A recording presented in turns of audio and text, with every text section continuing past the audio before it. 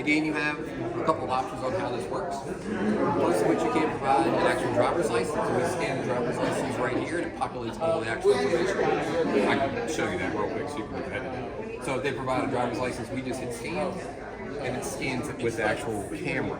Alright, so it populates all of the information there. Alright, that's the quickest and easiest way to do it. The next way is if we do not have that information, we would then ask the individual. So let's just say they're James Pope. Right here. So here comes the verification process. So the first thing we would do is we would ask the individual to repeat the information, which they would say, hey, I'm James K. Pope, born in 1797, and whatever address they have, right?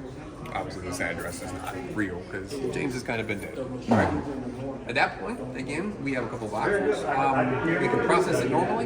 The state does not require you to have an actual ID, but it does make life easier, right? Or you can process it normally. So if that is the case, then at this point, we, the officers of election, we repeat the information to them. Again, to verify, sir, is this all your correct information? Yes, it is. At that point, we then hit accept to move on. And then we have ways for internal assistance. So let's just say that the person needed assistance or they voted curbside. This is all for internal reasons because if we have a precinct that has a lot of people who need assistance or we're doing a lot of curbside voting, we will set their satellite cages up differently to better accommodate the people that are there. Right? So meaning if you have a lot of people who are wheelchair bound, right, we will make sure that place has the appropriate ADA accommodations along with extra ramps if that is what needs to get them all right.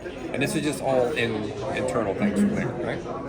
And at that point, once we would do that, we would just merely hit submit, and it prints out the receipt, right? So that's all the first steps, right? So then at that point, the voter would take this over to the ballot on demand station, right? Here comes yet another level of checks and balances. The ballot on demand officer would then be handed this, and then they repeat, are you James K. Pope at this address? They say yes.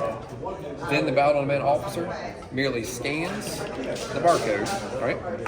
And again, it populates the ballot, the correct ballot for that precinct, because the ballot on demand does every ballot style we have in Chesterfield County. It's a fascinating piece of technology, right?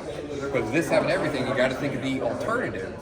We would have to have stacks and stacks, and then randomly pull it out and hope it's the right one. This takes away the human error, right? And it's already all done. Then at that point, they get their ballot, it's verified, then the voter goes to the ballot station, they actually mark it, and then put it to the DS200 tablet.